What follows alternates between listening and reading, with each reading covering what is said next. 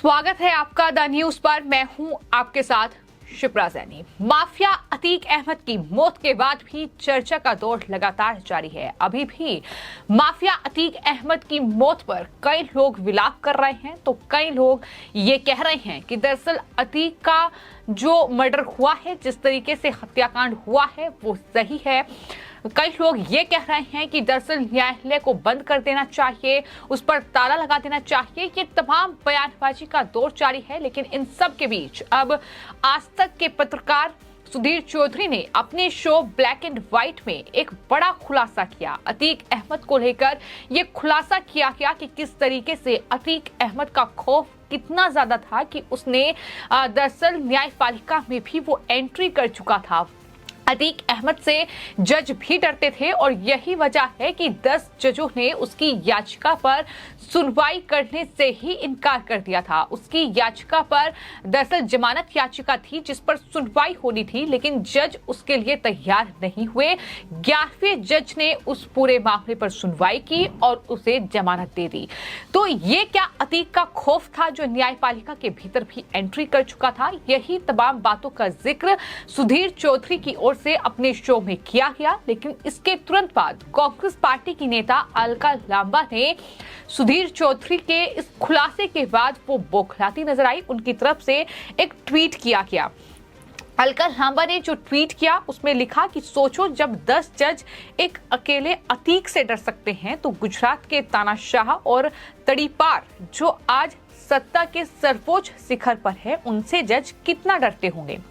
इसको लेकर अलका लांबा ने दरअसल बिल्किश बानो मामले का जिक्र किया, गुजरात दंगे का जिक्र किया और राहुल गांधी पर भी जो कोर्ट ने फैसला दिया है उसका भी जिक्र किया और कहा कि ये तमाम मामले जिन पर फैसला दिया गया तो आपकी ही बात को साबित करता है।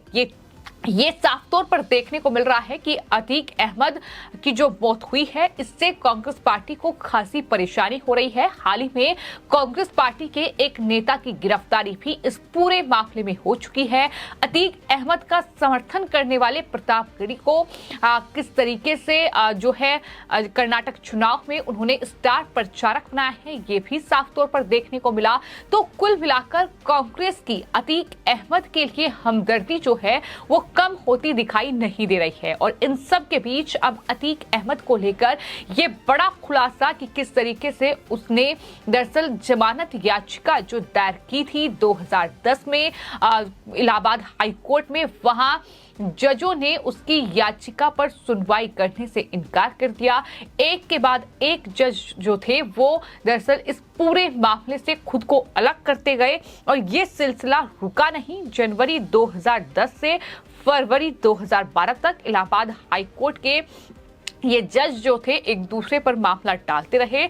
उन्होंने अतीक अहमद के डर से उसकी जमानत अर्जी पर सुनवाई नहीं की। डर साफ तौर पर वही था कि अतीक का खौफ इतना ज्यादा था कि अतीक अपने गुर्गों से किसी को भी मरवा सकता था, किसी को भी मौत के घाट उतरवा सकता था। और ये उसने एक या दो परिवार के साथ नहीं किया, बल्कि कई परिवार जो हैं अतीक के आतंक का शिकार हुए हैं और इससे जज भी नहीं बच पाए हैं। जजों ने उसके केस में सुनवाई नहीं की और उसके बाद 11वें जज ने पूरे मामले पर सुनवाई की, लेकिन उसने भी अतीक अहमद को जमानत दे दी। जमानत यही बताती है कि क्या जबरदस्त दबाव था जिसके चलते अतीक अहमद जैसे कुख्यात माफिया और गैंगस्टर को कोर्ट की तरफ से जमानत दे दी गई। और जाहिर तौर पर जिस जज ने जमानत दी उसने भी यही सोचा होगा कि अगर वो अतीक को जमानत नहीं देंगे तो फिर उनका क्या हाल होगा और बाकी लोगों का जिस तरीके से हाल हो रहा है जाहिर तौर पर वही होगा। तो भलाई इसी में है कि अतीक को जमानत दे दी जाए। तो इस तरीके से 10 जजों ने अतीक अहमद का केस नहीं सुना, एक दूसरे पर वो केस डालते गए। अतीक अहमद को लेकर तमाम बड़ी खबरें सामने आई हैं। उसकी मौत के बाद वो तमाम लोग सामने आए हैं जो ये कह रहे हैं कि अतीक ने उनका भी घर उजाड़ा है, अतीक ने उनका भी परिवार उजाड़ा है, अतीक ने उनकी भूमि पर कब्जा किया है, करोड़ों की जमीन उसने लाखों के दाम पर खरीदी है, लाखों के दाम पर उस पर कब्जा किया है। तो ये तमाम जो आरोप हैं ये लगातार अतीक अहमद अहमद पर लग रहे हैं। आपको ये बताते हैं कि अतीक अहमद और उसके भाई अशरफ अहमद की पुलिस की कस्टडी में मौत हुई है।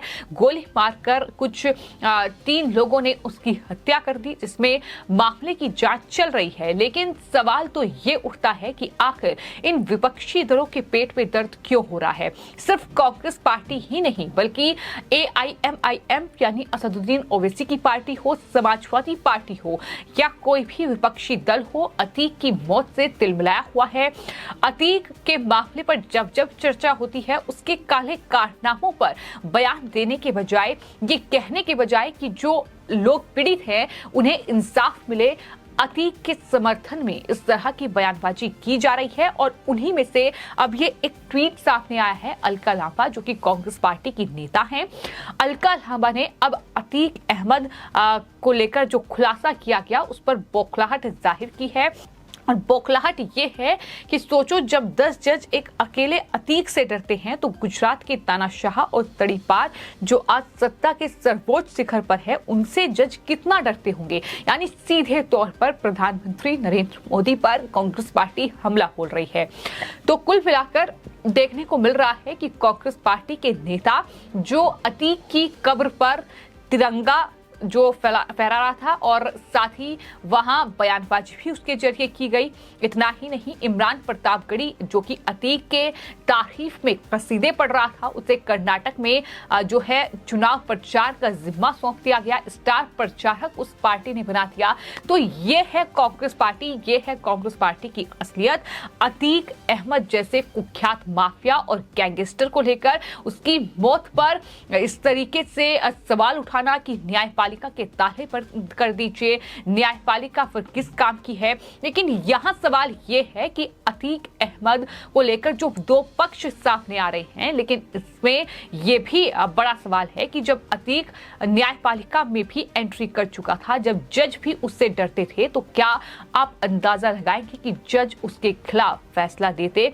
और ये लगातार ऐसी कहीं ना कहीं तस्वीरें देखने को मिली है जब अतीक जैसे जो कुख्यात माफिया हैं, गैंगस्टर हैं, उन्हें सालों तक, दशकों तक सजा नहीं मिलती है, वो जेल में पड़े रहते हैं। लेकिन जेल से ही वो पूरा अपना माफियागिरी का जो धंधा है, जो पूरा गैंग है, जो उसके गुर्गे हैं, वो दरअसल उन्हें ऑपरेट करते हैं। और यही अतीक भी कर रहा था। अतीक अहमद साबरमती जेल में बंद था, लेकिन वहीं से ही वो अपने फोन के जरिए अपने गुर्गों को ऑपरेट कर रहा था। वो ये बता रहा था कि किससे कितनी वसूली करनी है, वो ये बता रहा था कि किस मामले में किस तरीके से बदला लेना है। तो तमाम चीजें जो है अतीक जेल से ऑपरेट कर रहा था। और यही वजह है कि अतीक की मौत पर कहीं न कहीं लोग ये कह रहे हैं कि जिस तरीके से अतीक की मौत हुई है, वो कहीं ना कहीं उन लोगों को इंसाफ मिला है जो दर दर की ठोकरें खा रहे थे, जिन्हें अतीक ने तंग किया है, अतीक के आतंक ने तंग किया है। लेकिन उसके काले कारनामों को देखने के बजाय